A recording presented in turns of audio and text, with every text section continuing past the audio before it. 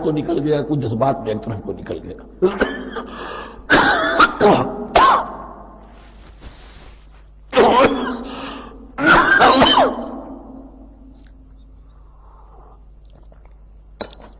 اس گمراہی سے بچنے کی ایک ہی شکل ہے کہ ایک مجسمہ مکمل، ایک اسوہ کاملہ سامنے ہو جس میں معتدل ہو تمام چیزیں، اور وہ ہمارے لیے اسوہ کاملہ محمد رسول اللہ کی شخصیت ہے۔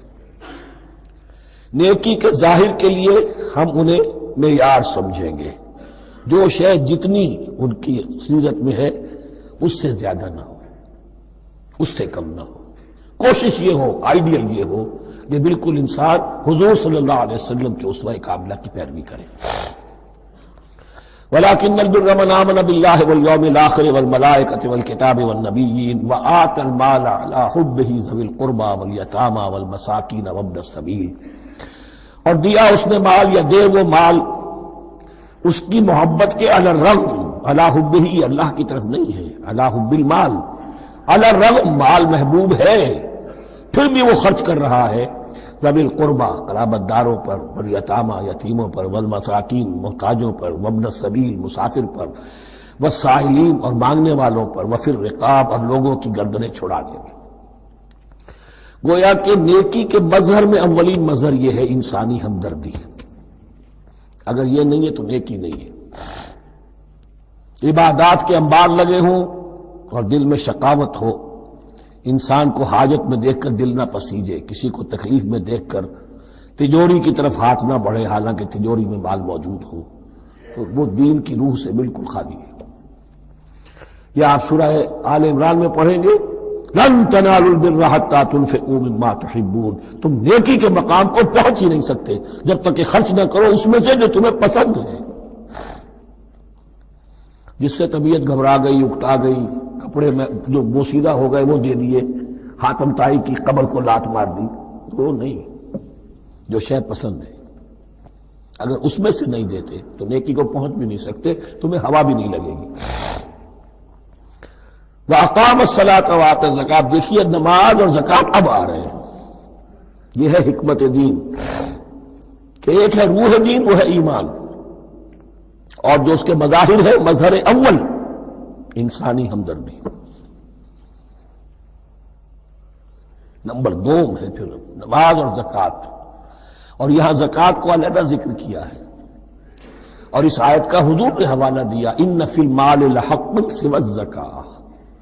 دیکھو کچھ لوگوں نے سمجھا بس ہم نے زکوٰۃ نکال دی تو حق ادا ہو گیا پورا، بڑی بے وقوفی ہے۔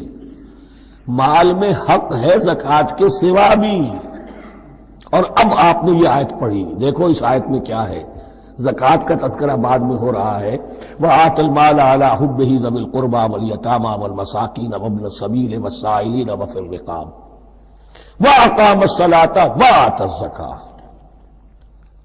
اس کی کیا حکمت ہے کہ ایمان کو تر و تازہ رکھنے کے لیے نماز ہے، اقم الصلاۃ لذکری، اور انسانی ہمدردی میں مال خرچ کرنے کے جذبے کو پروان چڑھانے کے لیے برقرار رکھنے کے لیے زکوٰۃ ہے۔ اتنا تو دو نا کم سے کم، بوتل کا منہ تو کھلے، کارک تو نکلے اس کا، اگر بوتل کا کارک نکل جائے گا تو شاید اس میں سے کچھ شربت اور بھی نکل آئے، تو زکوٰۃ ہے تو کارک کے مانند 2.5% ہے، کیا ہے، لیکن یہ کہ اس سے پھر کچھ اور بھی نکلے گا، جو زکوٰۃ بھی نہیں دیتا اس نے کیا کرنا۔ وَالْمُوفُونَ بِعَهْدِهِمْ إِذَا عَاهَدُوا، اور وہ کہ جو اپنے عہد کو پورا کرنے والے ہیں جب کوئی عہد کر لیں۔ سب سے بڑا عہد اللہ سے کیا، لست بربکم قالوا بلی، پھر عہد شریعت کا ہے کہ جو ہم نے کیا اللہ کے ساتھ، پھر آپس میں جو بھی معاہدے ہو جائیں، اور معاملات انسانی سارے کے سارے معاہدات کی شکل میں، شوہر اور بیوی کا معاملہ بھی ایک معاہدہ ہے، marriage is a social contract, شوہر کی ذمہ داریاں ہیں، اس کے فرائض ہیں، بیوی کی ذمہ داریاں اس کے فرائض ہیں، شوہر کے حقوق ہیں، بیوی کے حقوق ہیں، پھر جو بھی امپلائر امپلائی ریلیشن شپ ہے معاہدہ ہے، کانٹریکٹ ہے، جو ہمارا آپ کا پولیٹیکل سسٹم ہے وہ بھی معاہدوں کے اوپر مبنی ہے، بڑا بزنس جو ہے وہ کانٹریکٹ میں چلتا ہے۔ تو اگر ایک چیز پیدا ہو جائے کہ جو عہد کر لیا ہے اسے پورا کرنا ہے تو ساری اسٹریم لائننگ ہو جائے گی تمام معاملات کی۔ وَالْمُوفُونَ بِعَهْدِهِمْ إِذَا عَاهَدُوا وَالصَّابِرِينَ فِي الْبَأْسَاءِ وَالضَّرَّاءِ وَحِينَ الْبَأْسِ، اور خاص طور پر صبر کرنے والے، فقر و فاقہ میں، جنگ کی حالت میں اور تکلیف میں۔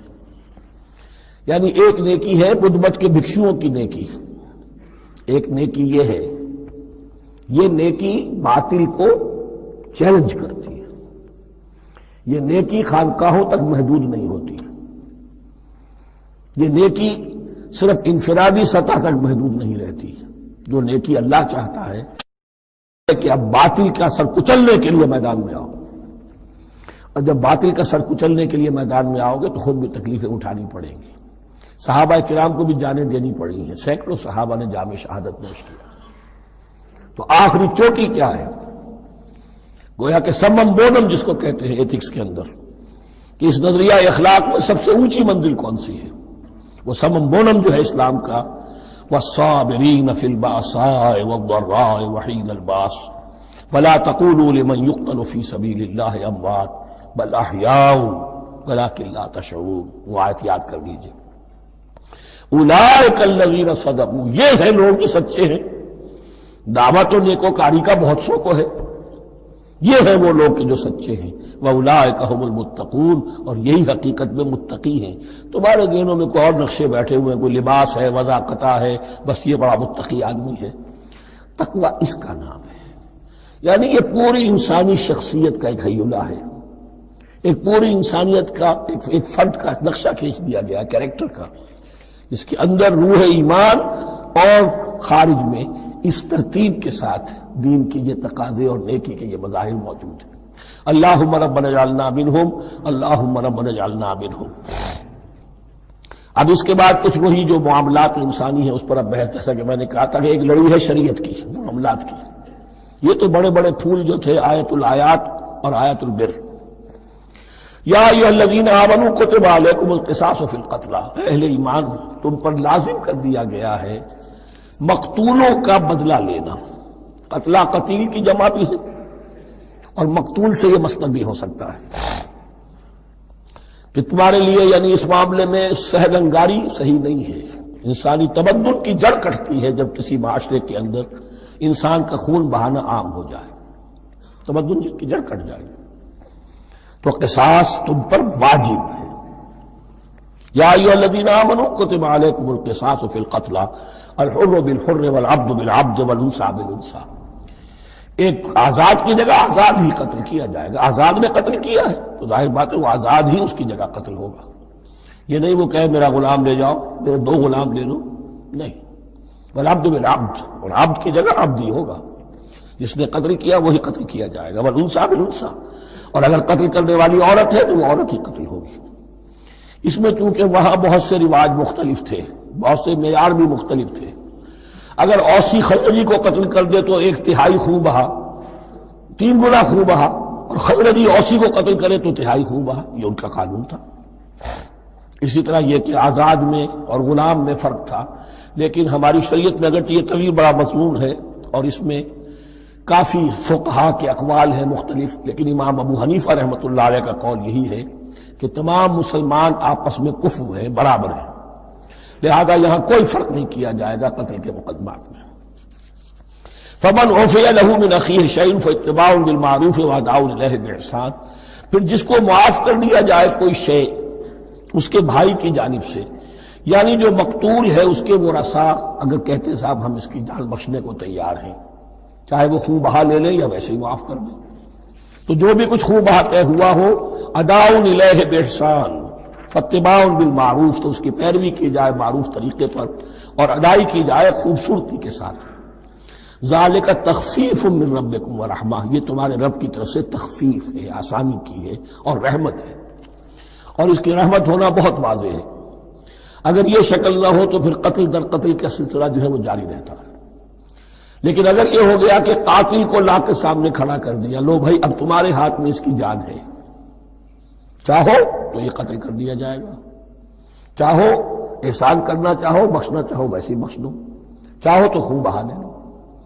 اس سے کیا ہوگا کہ وہ دشمنیوں کا جو دائرہ ہے وہ پھر سمٹ جاتا ہے، بڑھتا نہیں۔ اس میں بڑی رحمت ہے اللہ کی طرف سے۔ قانون جو ہے اسلام میں قتل کا اس میں مدعی ریاست نہیں ہوتی. آج کل ہمارے ہاں غلطی یہ ہے، مدعی ریاست بن جاتی ہے. یہ مدعی ہوتا ہے یہاں پر جو بھی مقتول کے ورثاء ہیں، اور کسی کو، صدر کو کیا، صدر کے باپ کو بھی اختیار نہیں ہے کہ کسی قاتل کو معاف کرتا ہے. قاتل کو معاف کرنے کا جو اختیار ہے وہ صرف مقتول کے ورثاء کو ہے، کوئی صدر نہیں کر سکتا. ہمارے دستور میں ہے، پوری شرح، پوری شک موجود ہے. فَمَنِ اعْتَدَىٰ بَعْدَ ذَٰلِكَ فَلَهُ عَذَابٌ أَلِيمٌ، اور جو اس کے بعد بھی حد سے تجاوز کرے گا تو اس کے لیے دردناک اور بہت بڑا عذاب ہوگا. وَلَكُمْ فِي الْقِصَاصِ حَيَاةٌ يَا أُولِي الْأَلْبَابِ لَعَلَّكُمْ تَتَّقُونَ، اور اے ہوش مندو، قصاص میں زندگی ہے تمہارے لیے. ایک روحانی تصور ہے معاف کر دینا اچھا ہے، اسلام بھی کہتا ہے ان تعفوا وتصفحوا وتغفروا فإن اللہ غفور رحیم. لیکن قتل کے مقدمات میں سہل انگاری جو ہے وہ اچھی نہیں ہے. پیروی شدت کے ساتھ ہونی چاہیے تاکہ اس سے آگے قتل کا سلسلہ بند ہو. وَلَكُمْ فِي الْقِصَاصِ حَيَاةٌ يَا أُولِي الْأَلْبَابِ لَعَلَّكُمْ تَتَّقُونَ، تاکہ تم بچ سکو. اب کوتب علیکم دوبارہ آ گیا. یہ کوتبہ کے لفظ کو سمجھ لیجئے، جہاں بھی کوئی شے فرض کی جائے گی، لازم کی جائے گی، وہ کوتبہ ہے. اسی لیے شریعت کے لیے قرآن مجید میں جو لفظ ہے الکتاب، الکتاب اس معنی میں کہ اس میں شریعت خداوندی پوری کی پوری موجود ہے. کوتبہ علیکم، کوتبہ علیکم اذا حضر احدکم الموت ان ترک خیرا الوصیۃ للوالدین والاقربین بالمعروف، تم پر واجب کر دیا گیا، فرض کر دیا گیا، جب تم میں سے کسی کی موت کا وقت آ جائے، اگر وہ کوئی خیر مال چھوڑ رہا ہو، دولت چھوڑ رہا ہو، تو اس کے لیے فرض کر دیا گیا وصیت کرنا اپنے والدین کے حق میں اور رشتہ داروں کے حق میں انصاف کے ساتھ. ابھی چونکہ قانون وراثت نازل نہیں ہوا تھا، یہ ابتدائی قدم اٹھایا گیا. وہاں ہوتا یہ تھا جو آج بھی ہندوؤں میں ہوتا ہے، جو مر گیا اس کی ساری جائیداد کا مالک جو ہے بڑا بیٹا، چھوٹے بیٹے بھی نہیں، نہ بیٹیاں، نہ بیوی، کچھ نہیں. تو سارا کا سارا مال جو ہڑپ کر جاتے تھے، کسی کو کچھ نہیں. یہاں یہ کہ اب پہلا ابتدائی حکم دیا گیا، لیکن یہ آیت منسوخ ہو جائے گی سورہ نساء میں جب پورا قانون وراثت آ گیا، تو اب یہ آیت منسوخ شمار ہوتی ہے. ناسخ وہ قانون وراثت ہے جو سورہ نساء کے دوسرے رکوع میں آئے گا. البتہ اس کے ایک حصے کو حضور نے باقی رکھا ہے، وہ گویا کہ سنت نے اس کے ایک جز کو برقرار رکھا ہے، اور وہ جز یہ ہے کہ مرنے والا 1/3 اپنے مال کے لیے وصیت کر سکتا ہے کسی کے لیے، 1/3 سے زیادہ نہیں. اور وارث کے لیے وصیت نہیں ہوگی، جس کی وراثت میں حق مقرر ہو چکا ہے اس کے لیے وصیت نہیں ہوگی. وہ غیر وارث کے لیے وصیت ہوگی، کسی دینی ادارے کو دینا چاہے، کسی اور کو دینا چاہے، یتیم کو، بیوہ کو، یتیم خانے کو، ٹھیک ہے. 1/3، 2/3 میں قانون وراثت کی تنفیذ ہوگی لازماً. تو اس آیت کا صرف اتنا حصہ باقی رکھا ہے حضور نے صلی اللہ علیہ وسلم. حقاً علی المتقین، یہ اللہ کا تقوی رکھنے والوں پر حق ہے، واجب ہے کہ وہ وصیت کریں کہ ہمارے والدین کو یہ مل جائے، فلاں رشتہ دار کو یہ مل جائے، باقی جو ہے جو بھی ورثاء ہیں لے جائیں. فمن بدلہ بعد ما سمعہ، تو جس نے بدل دیا اس وصیت کو اس کے بعد کہ اسے سنا تھا، فإنما اسمہ علی الذین یبدلونہ، تو اس کا بوجھ، اس کا گناہ انہی پر آئے گا جو تبدیل کرتے ہیں. جو وصیت کرنے والا تھا وہ بری ہے، اس نے صحیح وصیت کی تھی. جس نے بعد میں اس وصیت میں تحریف کی، تبدیلی کی، اس کا وبال، اس کا بوجھ انہی پر آئے گا. ان اللہ سمیع علیم، یقینا اللہ سب کچھ سننے والا اور جاننے والا ہے. فمن خاف من موص جنفا، اب اگر کسی کو اندیشہ ہوا کہ وصیت کرنے والے نے جانبداری برتی ہے، ٹھیک وصیت نہیں کی ہے، دیانتداری کے ساتھ اس کی رائے یہ ہوئی، او اسمن، یا گناہ اس نے کمایا ہے، فاصلح بینہم، اور اب ان کے مابین صلح کرا دی. ورثاء کو جمع کیا کہ بھائی وراثت تو یہ تھی، ان کی وصیت تھی، لیکن دیکھو اس میں یہ زیادتی والی بات ہے، اگر تم مطمئن ہو جاؤ، متفق ہو جاؤ، تو اس میں اتنی تبدیلی کر دی جائے ان کے اتفاق سے. فلا اسم علیہ، تو اس میں کوئی گناہ نہیں ہے. یعنی ایسی نہیں ہے یہ بات کہ اس کو وہ سینکشن اور سینکٹیٹی حاصل ہو گئی ہے، تقدس، کہ اب اس میں کوئی تبدیلی نہیں ہو سکتی. باہمی مشورے سے اور اچھے جذبے سے، اصلاح کے جذبے سے وصیت میں تغیر ہو سکتا ہے. ان اللہ غفور رحیم، یقیناً اللہ تعالی بخشنے والا ہے، رحم فرمانے والا. اب لڑی آ گئی دوسری عبادت والی، عبادت میں صوم. جہاں تک نماز کا ذکر ہے تو وہ تو مکی صورتوں میں اس کا بے تحاشا مرتبہ ذکر موجود ہے، لیکن یہاں جو ہے معاملہ صوم، اس سے پہلے مکی دور میں صوم کا کہیں کوئی تذکرہ ہی نہیں، نہ عربوں میں اس کا رواج تھا۔ یہ لفظ بھی عربی زبان میں تھا گھوڑوں کے لیے، گھوڑے روزہ رکھتے تھے، رکھتے کیا تھے بیچارے، انہیں رکھوایا جاتا تھا، کیونکہ عربوں کا جو معاملہ تھا وہ لوٹ مار، غارت گری، اور اس کے لیے انہیں چاہیے تیز رفتار سواری، جاؤ حملہ کرو، لوٹو مارو اور بھاگو۔ اونٹ جو ان کی فضا اور ان کے ماحول کے لیے مناسب تھا وہ زیادہ تیز دوڑ نہیں سکتا، اپنی اس ضرورت کے لیے گھوڑا چاہیے تھا۔ گھوڑے میں عرب کا سخت موسم برداشت کرنے کی عادت نہیں، نازک جانور ہے، وہ پیاسا تو نہیں رہ سکتا 7 دن تک جیسے کہ اونٹ رہ سکتا ہے، بھوکا نہیں رہ سکتا، وہ لو کے تھپیڑے نہیں برداشت کر سکتا، لہذا عرب اس کو رکھواتے تھے روزہ، کھانا پینا بند کیا اور اس کے جو ہے منہ کر کے کھڑے ہو گئے جب گرم تیز ہوا چل رہی ہے، خود تو اپنے آپ کو لپیٹ لیا اپنے گھٹنے میں، گھترا کہلاتا ہے وہ جو بھی کپڑا اوپر ہوتا ہے، اور وہ اس گھوڑے کو جو ہے وہ ساری آگ اس پر برس رہی ہے تاکہ اس میں عادت پیدا ہو جائے جھیلنے کی، برداشت کرنے کی۔ تو جنگ کے موقع پر کہیں یہ دغا نہ دے جائے، اگر یہ ہمت ہار گیا تو اس کا تو کیا کیا جائے گا، تو اصل میں سوار ہے جو مارا گیا۔ یہ روزہ ان کے ہاتھ تھا، لیکن جب حضور آئے مدینے میں تو یہاں یہود میں روزے کا رواج تھا۔ وہ ایک تو عاشورہ کا روزہ رکھتے تھے، اس لیے کہ وہ تاریخ تھی جس میں کہ نجات ملی تھی بنی اسرائیل کو فرعونیوں سے، تو اس طریقے سے حضور نے پھر ابتداءً ہر مہینے میں 3 روزے رکھنے کا حکم دیا۔ یہ ہے ابتدائی حکم جو حضور نے دیا، قرآن میں ابھی نہیں آیا تھا۔ جیسے تحویل قبلہ کے معاملے میں بھی قرآن نے کہا کہ ہم نے تمہیں اس قبلے پر رکھا تھا، لیکن اس کا کوئی حکم جو ہے قرآن میں جلی نہیں ہے۔ یہ ہو سکتا ہے کہ وہ حکم بھی حضور کو اللہ ہی نے دیا ہو، وحی خفی کے ذریعے سے۔ پہلے یہ کہ ہر مہینے میں 3 روزے، اب ظاہر بات ہے کہ مہینے جو ہے وہ سخت گرم بھی ہو سکتے ہیں، اب اگر 30 کے 30 روزے ایک ہی مہینے میں فرض کر دیے گئے ہوتے اور وہ ہوتے جون جولائی کے تو جان نکل جاتی۔ بہترین تدبیر یہ کی گئی ہر مہینے میں، اور یہ موسم سارے آ رہے ہیں اس میں۔ پھر کچھ عرصے کے بعد یہ رمضان کا روزہ فرض کیا گیا۔ پہلا جو روزہ تھا 3 دن کا، اس میں یہ بھی تھی اجازت کہ جو اگر مسافر نہیں ہے، بیمار بھی نہیں ہے، طاقت رکھتا ہے روزہ رکھنے کی، پھر بھی روزہ نہ رکھے تو اس کا فدیہ یہ ہے کہ 1 مسکین کو کھانا کھلائے، علی الاطلاق تھا یہ۔ جب رمضان کے روزے کی فرضیت ہو گئی تو اب یہ فدیہ نہیں ہے، البتہ حضور نے اس کو باقی رکھا ایسے شخص کے لیے جو بہت بوڑھا ہے، یا کوئی خاتون بہت بوڑھی ہے برداشت نہیں کر سکتی، یا کوئی بیمار ہے، کسی سخت ایسی بیماری میں ہے کہ روزہ اس کے لیے جان کے لیے ہلاکت کا اندیشہ ہو سکتا ہے، اس کے لیے فدیہ برقرار رکھا۔ عام طور پر صحت مند شخص جو مسافر بھی نہ ہو اس کے لیے یہ رعایت ختم ہو گئی۔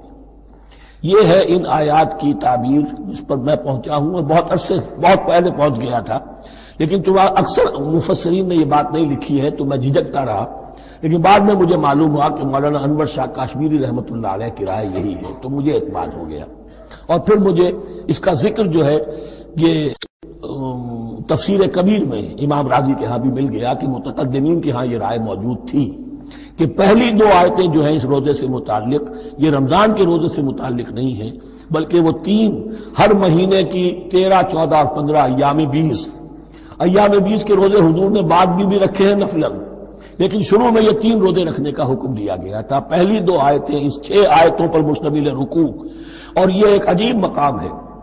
قرآن مجید کے احکام بہت دفعہ ہے، نماز کے احکام قرآن میں بہت دفعہ ہیں، کہیں وضو کا ہے، کہیں تیمم کا ہے، کہیں اور نماز خوف کا ہے، مختلف جگہوں پر، لیکن صوم کی عبادت پر یہ 6 آیات کامل ہیں، مکمل ہیں، اس کی حکمت، اس کی غرض و غایت، اس کے احکام سب کے سب اس میں آ گئے۔ اب پہلی 2 آیتیں کون سی ہیں؟ یا ایھا الذین آمنوا کتب علیکم الصیام کما کتب علی الذین من قبلکم لعلکم تتقون، اے ایمان والو تم پر بھی فرض کیا گیا روزہ رکھنا جیسے کہ فرض کیا گیا تھا تم سے پہلوں پر، تاکہ تمہارے اندر تقویٰ پیدا ہو جائے۔ وہ جنگ کے لیے کرواتے تھے گھوڑوں کو تیار، تمہیں تقویٰ کے لیے اپنے آپ کو تیار کرنا ہے، بھوک کو قابو میں رکھ سکو، شہوت کو قابو میں رکھ سکو، پیاس کو برداشت کر سکو۔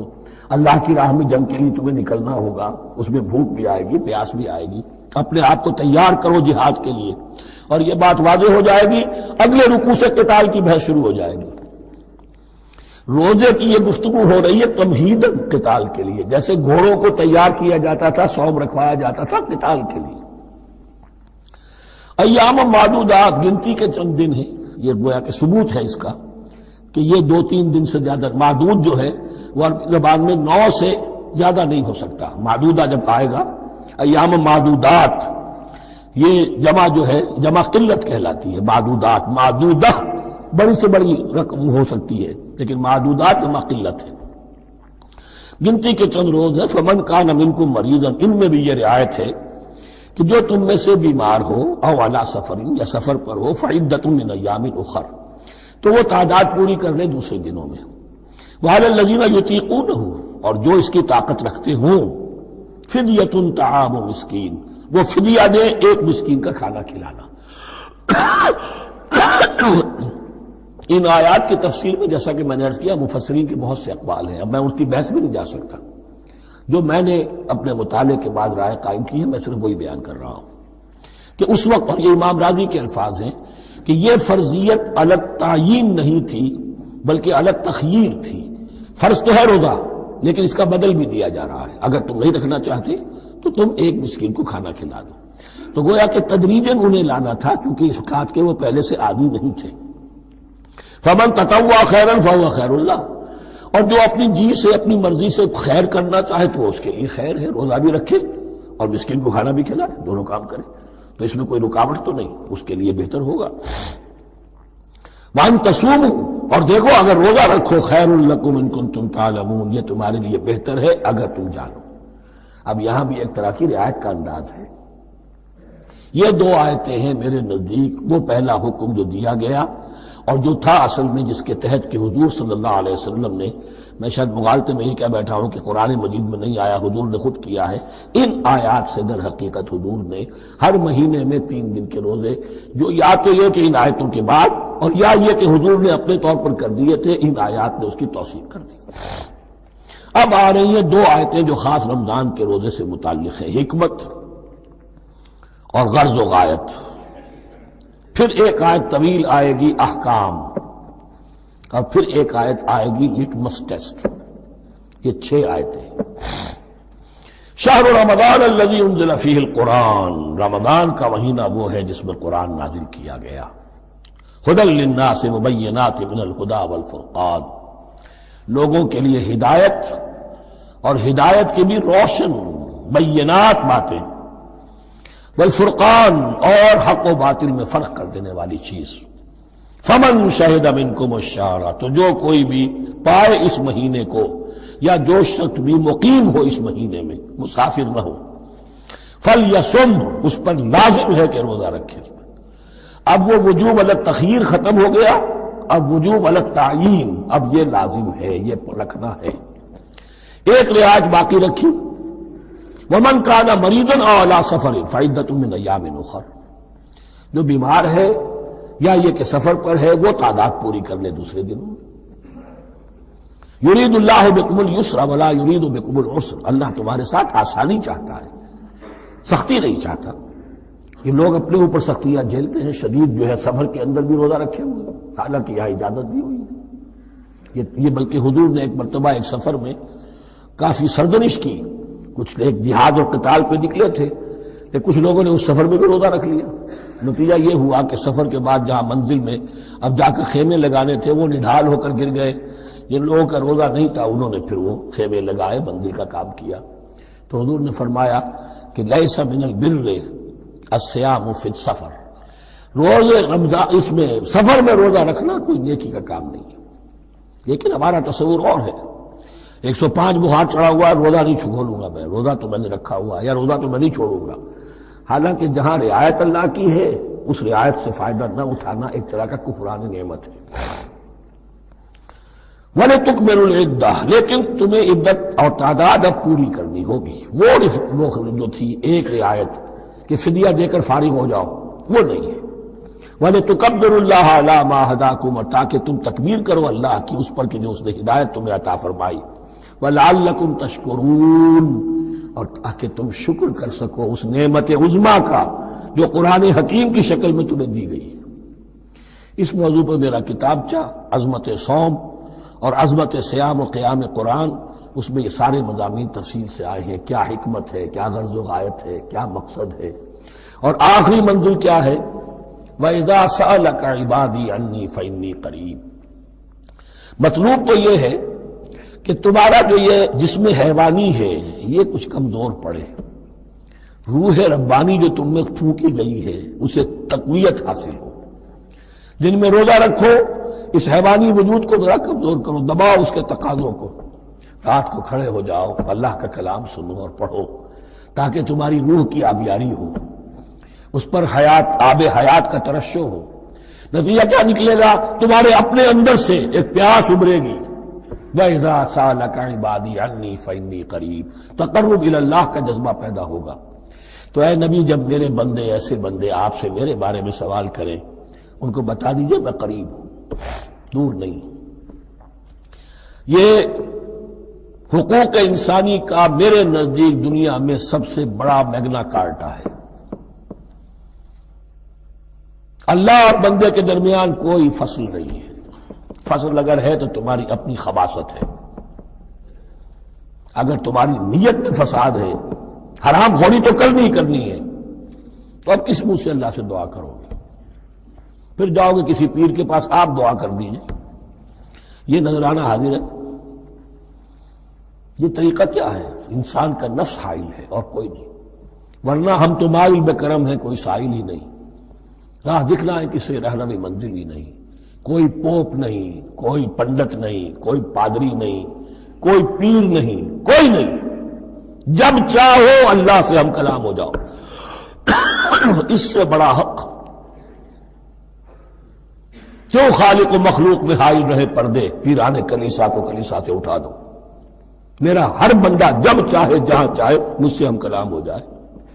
ہاں شرط ہے اس کی، وہ شرط آگے آ رہی ہے، اجیب دعوت الداعی اذا دعان، میں تو ہر پکارنے والے کی پکار سنتا ہوں، اور سنتا نہیں جواب دیتا ہوں، اور صرف جواب نہیں دیتا قبول کرتا ہوں۔ اجابت میں یہ تینوں چیزیں موجود ہیں، اور اذا دعان، جہاں مجھے پکارے جب پکارے، دیر اینڈ دین میں موجود ہوں۔ لیکن شرط کیا ہے؟ فَلْيَسْتَجِيبُوا لِي، انہیں بھی تو میرا کہنا ماننا چاہیے، یہ یک طرفہ بات نہیں ہوگی۔ فَاذْكُرُونِي أَذْكُرْكُمْ، تم مجھے یاد رکھو گے تو میں تمہیں یاد رکھوں گا، یہ دو طرفہ معاملہ ہے۔ تم شکر کرو گے میں تمہاری قدردانی کروں گا، تم میری طرف چل کر آؤ گے میں بھاگ کر آؤں گا، تم بارش برآؤ گے میں ہاتھ بڑھاؤں گا، لیکن تم رخ موڑ لو گے ہم بھی رخ موڑ لیں گے۔ ہماری تو غرض نہیں ہے، غرض ہے تو تمہاری، تم رجوع کرو گے ہم بھی رجوع کر لیں گے، تم توبہ کرو گے ہم اپنی نظر کرم پھر تمہاری طرف متوجہ کر دیں گے۔ لیکن ہر چیز ان تنصروا اللہ ینصرکم، اللہ کی مدد کرو گے تو اللہ تمہاری مدد کرے گا۔ تمہاری دوستیاں ہو، پینگے بڑھا رہے ہو اللہ کے دشمنوں کے ساتھ، ساز باز ہو اللہ کے دشمنوں کے ساتھ، اور کھڑے ہو جاؤ قنوت نازلہ میں اللہ سے مدد مانگنے کے لیے، تم سے بڑا بے وقوف کون ہوگا؟ پہلے اللہ کی طرف رخ تو کرو، اللہ سے اپنا معاملہ درست کرو۔ ہاں اس میں کوئی یہ شرط نہیں ہے کہ پہلے ولی کامل اس وقت توبہ کرو خلوص نیت سے اور سارے پردے ہٹ جائیں گے، لیکن خلوص نیت کے ساتھ توبہ۔ وَإِذَا سَأَلَكَ عِبَادِي عَنِّي فَإِنِّي قَرِيبٌ أُجِيبُ دَعْوَةَ الدَّاعِ إِذَا دَعَانِ فَلْيَسْتَجِيبُوا لِي وَلْيُؤْمِنُوا بِي لَعَلَّهُمْ يَرْشُدُونَ أُحِلَّ لَكُمْ لَيْلَةَ الصِّيَامِ إِذْ تَفَضُّلُوا إِلَىٰ نِسَائِكُمْ۔ اب یہ ہے احکام کی آیت، بڑی طویل ہے، چونکہ یہود کے ہاں شریعت میں روزہ جو ہے شروع ہو جاتا تھا شام کو ہی، اور رات بھی روزے میں شامل تھی، تو تعلق زن و شو بھی نہیں ہو سکتا، اور کوئی سحری وحری کا تصور نہیں تھا، جیسے ہی سوئے رات شروع روزہ شروع، اب اگلے دن تک غروب آفتاب تک روزہ رہے گا۔ ہمارے ہاں روزے میں نرمی کی گئی ہے، ایک تو یہ کہ رات کو اس سے خارج کر دیا، روزہ دن کا ہے، اور رات کے وقت تعلق زن و شو بھی ہے، کھانا پینا بھی ہے، جو پابندیاں روزے کی ہیں وہ سب اٹھ گئی۔ لیکن ہو یہ رہا تھا کہ لوگ سمجھ رہے تھے کہ شاید وہی جو احکام ہیں یہود کے ہاں شاید وہی ہمارے ہاں بھی ہیں، اس لیے وہ ایسا بھی ہوتا تھا اپنے جذبات میں بیویوں سے مقاربت کرتے تھے لیکن دل میں سمجھتے تھے کہ ہم نے غلط کام کیا ہے.